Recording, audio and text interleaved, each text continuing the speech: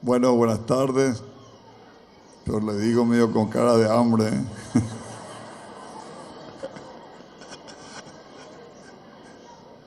A todas y a todos. Señor vicegobernador, doctor Eber Solís, señor presidente provisional de la Honorable Legislatura Provincial, doctor Armando Felipe Cabrera, señor intendente de Ibarreta, Adán Jarsinski, señor ministro de Educación, señora directora de este establecimiento, señores diputados y diputadas nacionales y provinciales, a los concejales, a los intendentes de otras localidades que nos acompañan, a los hermanos aborígenes que también nos están acompañando ahora y siempre, ahora más que nunca. Ya recién Armando le explicó lo que puede pasar. No se vayan a dejar llevar por espejitos de colores que venden. Un señor que vive acá entre ustedes y que porque le da unos pesitos, le lleva no sé qué a trabajar acá, eso es pan para hoy, hambre para mañana. A los docentes, a los niños, al pueblo de Ibarreta. Recién acá todos hablaban de emociones. Si yo le digo que estoy en esas mismas condiciones, le voy a mentir seguramente, pero sí, al ver esta escuela me trae muchos recuerdos, porque yo también tuve el honor de ir a una escuela del plan quinquenal de Laguna Blanca, que cuando eso era la Escuela Nacional número 22, y era más vieja que la de ustedes, porque eso es en 1914. También fue del primer plan quinquenal. Y miraba recién la torre ahí, esa torre que está ahí. En mi escuela, al lado había un aljibe inmenso, porque ustedes saben que siempre el problema en el interior y, bueno, en Formosa el problema era el agua y más todavía en toda esta zona. Y de ese aljibe, ahí en la planta baja de esa torre, ¿sabe qué funcionaba? El motor elevador de agua desde el aljibe. Elevaban la torre y de esa torre iba, porque tenía todo sistema de agua corriente la escuela. Tenía comedor, que estaba en la galería, no sé si acá habrá sido también ahora con la modificación. Y yo siempre iba a turno mañana. Y en esa época se daba el desayuno. Y el desayuno era el cocido en los tachos grandes, eso de 50 litros, y con la cucharona, le llamamos nosotros, cada uno teníamos que llevar nuestra taza. A pesar de que ya desayunábamos alguna otra casa, que pedíamos el cocido de la escuela y la galleta Formosa, le llamaban, porque era la galleta dura, la galleta. Esa es la que daba, por supuesto, mojábamos en la taza y comíamos, qué sé yo, era el desayuno más rico. Y tengo muchos recuerdos, porque mira acá falta, porque mi escuela era F, en norma F. Tenía un edificio así, el edificio largo, digamos, y otra neta, faltaba una colita para que eso, porque hay alguna escuela que eran E. Bueno, la mía era una F. Un patio inmenso, y ahí recuerdo que en el patio teníamos todos los juegos. Teníamos las hamacas, que eran todo con una estructura de madera, y qué diablo nos amacábamos. Y me acuerdo que el director de la escuela, el señor Fernández, que era un riojano, el abuelo del ministro de Gobierno, era un señor extraordinario, Elías Fernández Carrizo. Salía y tenía un vozarrón y gritaba: cabecita de pimpollo, siéntate. Porque claro, nos poníamos en la hamaca de parado y podíamos volar en cualquier momento. Bueno, y acá decían que esa vivía el portero. Bueno, la de Laguna Blanca era un poquitito más grande, pero no vivía portero. ¿Saben qué vivían? Vivían las docentes que venían, porque no había docentes aquí, venían docentes y vivían justamente dos docentes. Cuando yo iba a la escuela, vivían dos docentes entrerrianas, que era la señora Rimoldi y la señora de Manuel Acosta, que ahora no me acuerdo, era la señora Rimoldi, era de Concepción del Uruguay, y la compañera de ahí era de Victoria, Corrientes.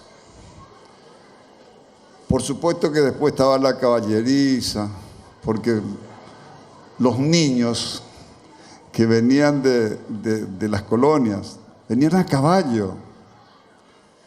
Y por ahí, en el caso de las mujeres, por ejemplo, si eran 3 hermanas, no venía una, aunque sea mayor y que tenía edad. No, había mucha soledad en esa época. Venían cuando tenía más o menos una edad adecuada, los padres les dejaban venir a la escuela y venían, o sea, eran, por eso por ahí me pregunta, ella fue mi compañera en la escuela, y son hermanas de distintas edades, no son trillizas, por ejemplo. Es que era así, igual pasaba con los varones. Los varones venían de las colonias y eran ya tipo grandes, de 15, 16 años, pero esa época para usar pantalón largo había que cumplir 18 años. Y venían con pantalón corto. Y hablando de pantalón corto, yo terminé la primaria teniendo 12 años. A los 13 me tuve que ir, porque no había secundaria en Laguna Blanca. Y a los 13 me fui a Clorinda. Y el primer día de clase, ¿cómo me fui ahí? El primer día de clase me fui con pantalón corto. Y la secretaria del colegio me pegó una relajada que ustedes no se imaginan. Por supuesto que el día siguiente mi hermano estaba en 4º año, se mataba de risa de mí. Bueno, yo casi lo mato a mi hermano. Y fuimos a comprar el primer pantalón largo. Me acuerdo cuánto nos salió, 360 pesos. Me acuerdo quién nos vendió, Tito Cáceres, era empleado de la casa Esquierquier de Clorinda.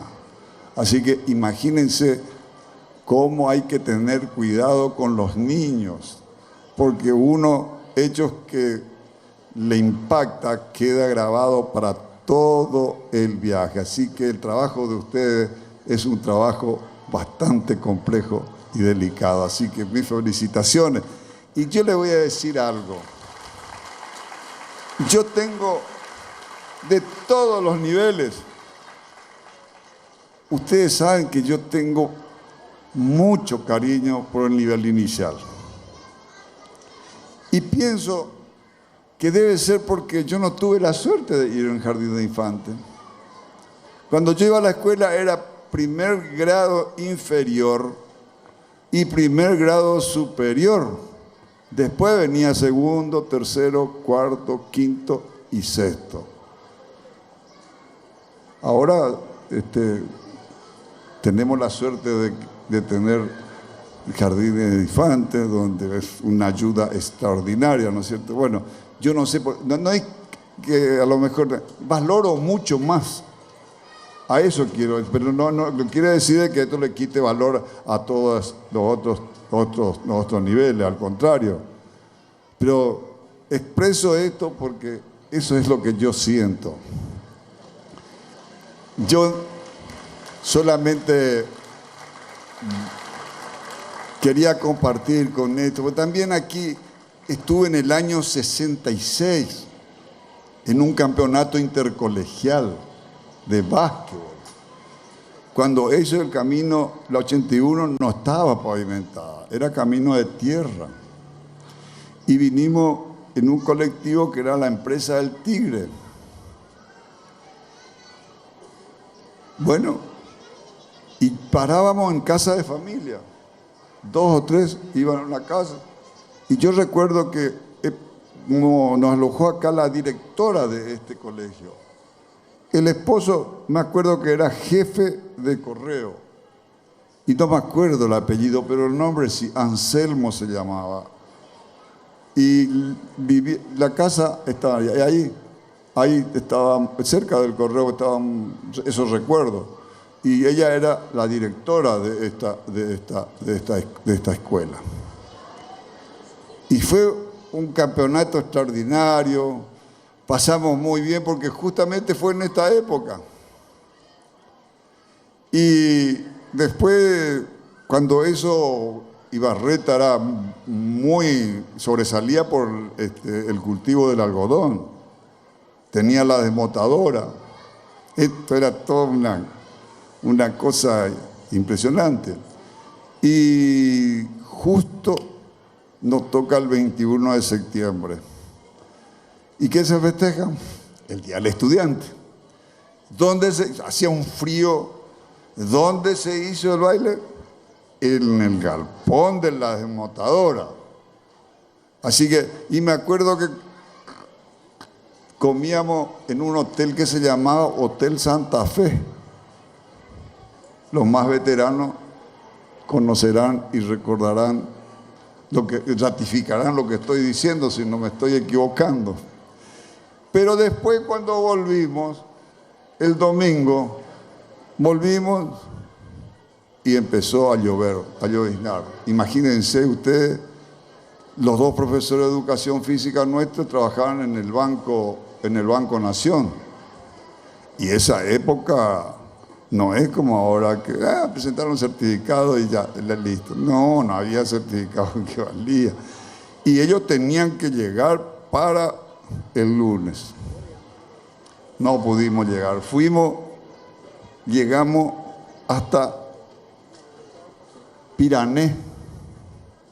Y dice, bueno, vamos a ver si vamos a ir. Cuando eso funcionaba el ramal C25, dice, vamos a ver, ahora han sido a las 10:30, 11 de la noche que llegamos. Y fuimos hasta la estación y nos dicen de que, bueno, que a las 2 de la mañana pasaba un tren de carga y que traía 2 vagones de pasajeros. Bueno, no fuimos los vagones de pasajeros. Fue la primera vez que subí en un tren. Claro, porque nosotros allá no conocíamos el tren. Nosotros allá, aquella zona se hizo en carreta todo. Y pese a todo, eso se hizo primero en la escuela. A pesar de que las cosas, todas los materiales, porque no había material, empresa de venta de materiales de construcción. Se tenía que traer.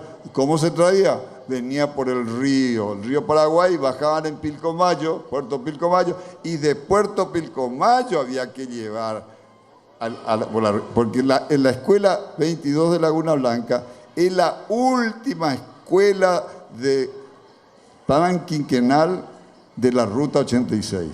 Después, por supuesto, ahí me está mirando Nelly, de Riacho, está la de Riacho, que es 39, después 3 escuelas que tenés ahí en la zona, después tenés allá, bueno, ahí está el jefe de correo, el jefe de la policía que también me está mirando porque ellos tienen en el pueblo, en la comunidad de él, también una escuela del plan quinquenal, pero es 74 más o menos, 72, así es. Y se llama La Frontera. Y ustedes saben que no estaba sobre el río. ¿Saben por qué se llamaba La Frontera? Porque hasta ahí llegaba el límite de la estancia Bouvier. Burriluro Pueyrredón, no sé si les suena a ustedes apellido. Eran de las familias acomodadas de Buenos Aires que le daban con la ley en la época de territorio, 80.000 hectáreas por persona. Una familia, Ertelendi, Bosit, esa familia llegó a tener 670.000 hectáreas. Para que ustedes vean la mala distribución de la tierra. Desde Formosa a Clorinda no hay ningún pueblo. ¿Y por qué no hay ningún pueblo? Porque esas tierras eran todas estancias. Recién ahora se va subdividiendo. Bueno, hay alguien que conoce la zona muy bien, que es la ministra de la Comunidad, está sintiendo. Inclusive, cuando voy por ahí y en el libro de historia figura y dice, este terreno fue donada por la familia Ertelendi. Y yo entonces después le digo al director, no fue donada, fue devuelto nada más. Porque verdaderamente así altera el tema de la tierra. ¿Y por qué estoy hablando de esto? Estoy hablando de esto porque ustedes tienen el huevo de serpiente aquí en Ibarreta. Porque entre ustedes vive el representante de ese personaje que estábamos hablando recién. Entre ustedes, ¿y ustedes lo conocen bien? Porque no creo que no conozcan tan bien, porque hace poco nomás vino.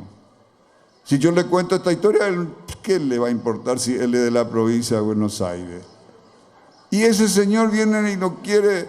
Bueno, si los amigos de la oposición no se mueven, es muy probable que sea representante de Formosa, votado por los formoseños, y que espero le ilumine, que Dios le ilumine y le diga, no, por favor, es huevo de serpiente, ¿cómo va a representar a Formosa?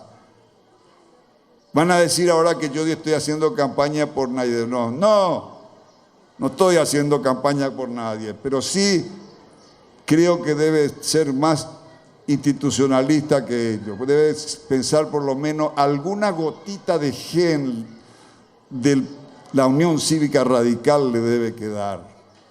Entonces a lo mejor aflora ese gen y entiende que lo importante para una democracia es la existencia de los partidos políticos. Eso está establecido en la Constitución, en la reforma del 94.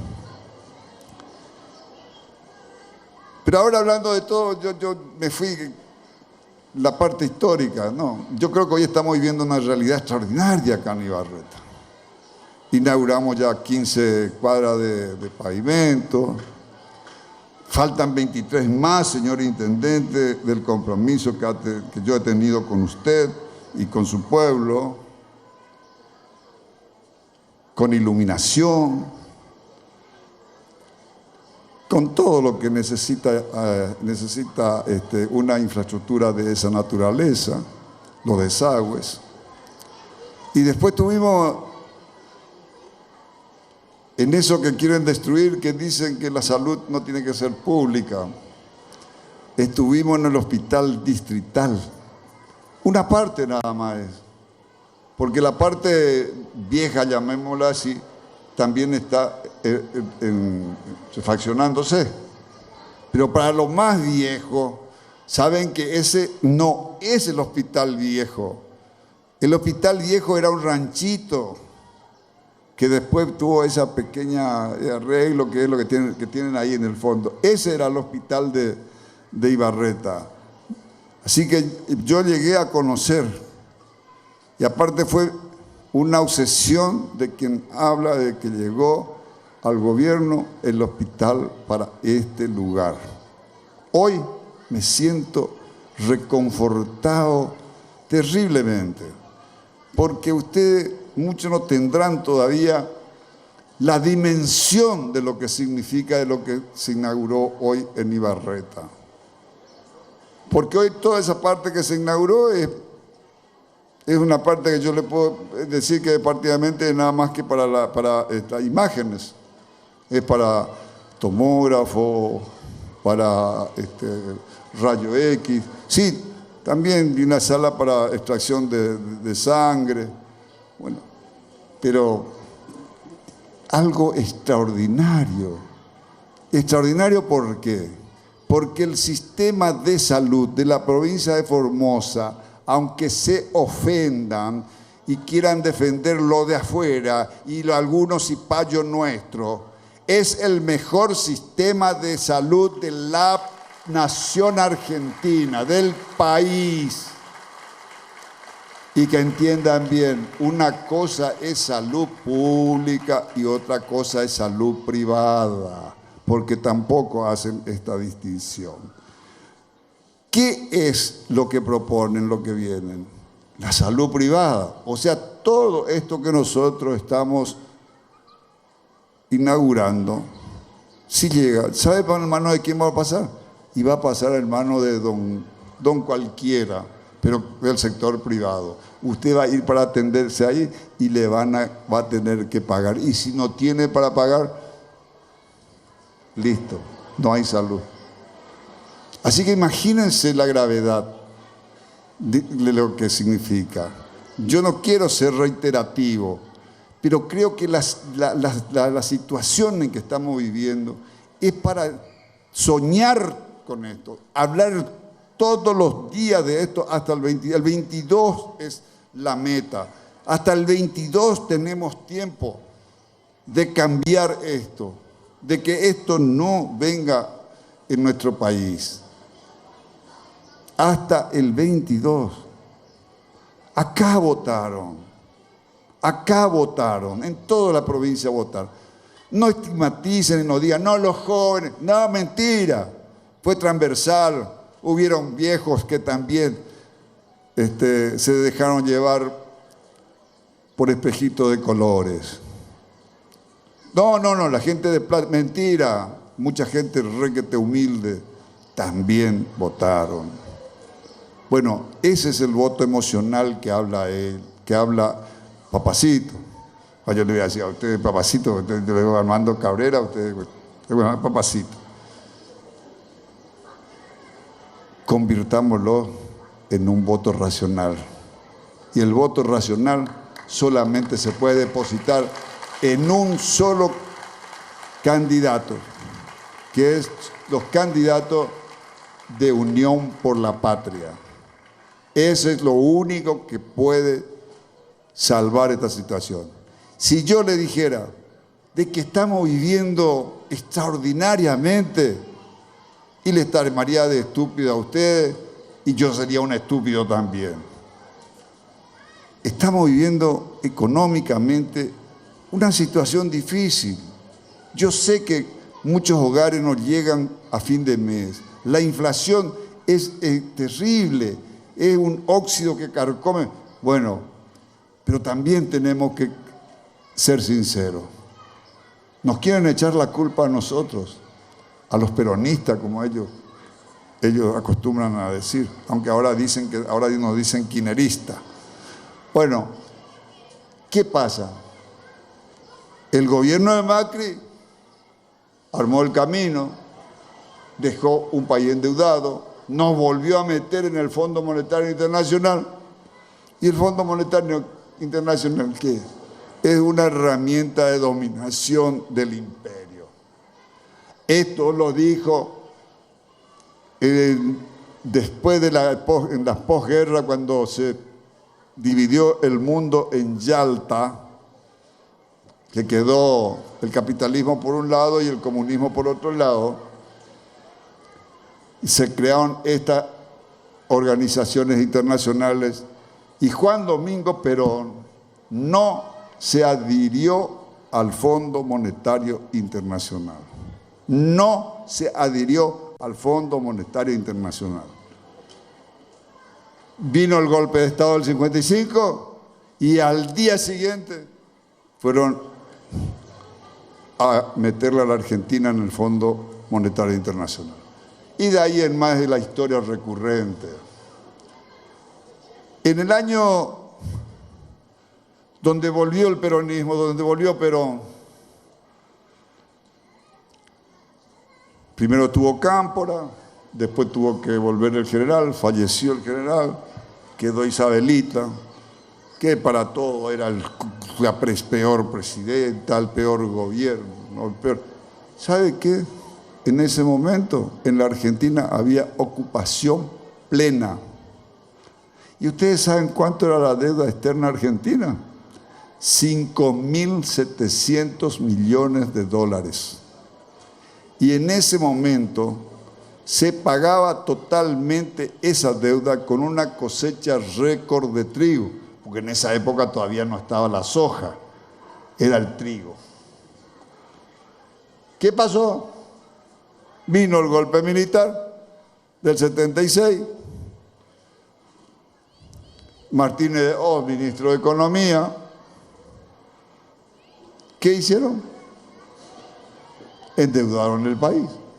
Porque ellos saben que lo primero que hay que hacer es, el país tiene que perder su independencia económica. Una de las banderas más importantes del peronismo. En el 83, ¿quién gana? Gana Raúl Alfonsín. Un discurso progresista, un discurso extraordinario, ¿qué pudo hacer? ¿Sabe con cuántos millones de dólares le entregaron el gobierno? 45.000 millones de dólares de deuda. ¿Y qué pasó? Tuvo que ir 6 meses antes. ¿O no es así? De esa situación recién pudimos sacar el país de la garra del Fondo Monetario Internacional en el año 2005 con Néstor Kirchner, que pagó los 10.000 millones de dólares uno sobre otro y logró la independencia económica. ¿Cuándo lo metieron en el Fondo Monetario Internacional? Cuando fuimos derrotados por el macrismo en el 2015. Esta es la historia. Entonces, no quieran contar de aquí para allá. No, la historia tiene que ser consecutiva para saber de dónde venimos y también para saber dónde vamos. Y yo les quiero pedir a ustedes, ya no es horario, por supuesto, porque ¿y saben por qué cataratas así de inauguraciones que estamos haciendo en el día de hoy? Porque hasta estos actos podemos hacer solamente hasta el día 22 de este mes. ¿Y saben qué? Tenemos que dar gracias a Dios. Tenemos muchas obras para inaugurar a lo largo y a lo ancho de la provincia. Y estoy seguro de que por más esfuerzo que estemos haciendo, no vamos a inaugurar todas, pero vamos a inaugurar todas las que podamos para antes del 22, para que ustedes sepan que este no es un buen gobierno de brazo cruzado, que pese a todo eso, bueno, es una provincia bien administrada, superavitaria. Cuando digo esto, dice, lo primero que salta a la oposición y dice, ¿y por qué no da más aumento de sueldo? Se nota que no saben nada de lo que es las cuentas. La cuenta hay un haber, un debe y un haber. Eso se coteja y si da un peso de más al final del ejercicio, la es superavitaria. Y yo le pregunto a ustedes, ¿con un peso le podemos dar el aumento que tanto ellos dicen? ¿Por qué no se hace? ¿Por qué no? Porque no sé, cuando ya no entienden o no quieren entender. Tenemos superávit, tenemos fondo anticrisis. Se cobra en la provincia el último día hábil de cada mes y seguramente la semana que viene vamos a hacer algunos anuncios que nos alegrará a todos.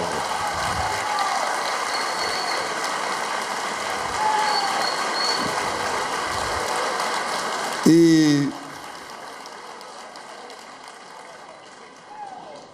volviendo otra vez al sistema de salud.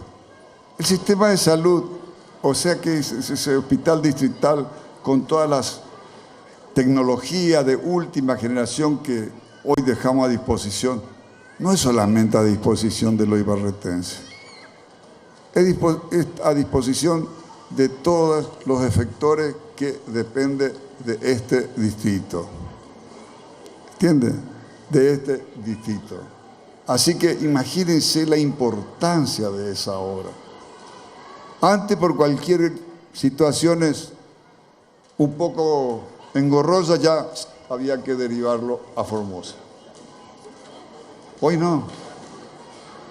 Hoy tenemos profesionales de distintas especialidades, desde Ingeniero Juárez, el distrital de Ingeniero Juárez, el distrital de Las Lomitas, el distrital de aquí. Bueno, la cuestión que en todos los distritales hoy hay tomógrafo. Pero ¿sabe qué es lo más lindo? Que no es un aparato aislado aquí, otro aislado aquí, otro allá. No. Aquí se hace efectiva la medicina, la telemedicina. Está todo interconectada gracias a la conectividad que tenemos en nuestra provincia. ¿Qué quiere decir esto? Que aquí se saca una imagen y esa imagen en forma online, ¿dónde repercute? Va directamente a la alta complejidad y al interdistrital Evita. ¿Qué quiere decir? Que aunque ustedes no tengan el profesional adecuado, inmediatamente eso le van a estar haciendo la lectura allá y le va a decir hay que hacer tal cosa, hay que hacer esto, hay que hacer lo otro, hay que llevarlo. Si no, no está el nivel de la patología que tiene. Díganme si esto, por lo menos para lo de mi generación, es una cosa extraordinaria. Porque hoy decía en uno de los lugares, antes nosotros sabíamos mucho de botánica. ¿Y saben por qué sabíamos mucho de botánica? Porque nosotros nos curábamos todo con remedio yuyo. Sí. Nosotros sabíamos, bueno, si había un problema de gastroenteritis, sabíamos que teníamos que la hierba de lucero. A la mañana temprano, antes de ir a la escuela, en ayuna, teníamos que tomar el cañané, le llamamos nosotros, bueno, para usted el paico. ¿Para qué? Para los bichos y para los parásitos. Y así nos curábamos. El único medicamento que había en la casa era mercurocromo, que le llamábamos remedio colorado. Porque era así, agua oxigenada y el remedio colorado no tenía que faltar en la casa. Esa era la primera atención primaria de la salud. Bueno, y ustedes hoy van a tener lo que no existe en ninguna parte del país, un sistema de salud, como también no existe en ninguna parte del país el sistema de educación pública que tenemos. Y la calidad de educación pública ya no depende del gobierno, depende de ustedes y también ustedes. Así que mi agradecimiento para todos ustedes, porque ustedes son los que dan la calidad educativa. Nosotros le podemos hacer lindos edificios, le podemos hacer todo, pero son ustedes los que transmiten el saber. Así que muchas gracias, no bajen los brazos. El 22 es el día en donde verdaderamente tenemos que, con el voto, no dar el primer grito de libertad, sino va a ser la segunda independencia. Ratificar la independencia del 9 de julio de 1816. Y guarda con ese el huevo de serpiente que están creando ustedes aquí. Muchas gracias y que Dios y la Virgen nos sigan bendiciendo. Muchas gracias.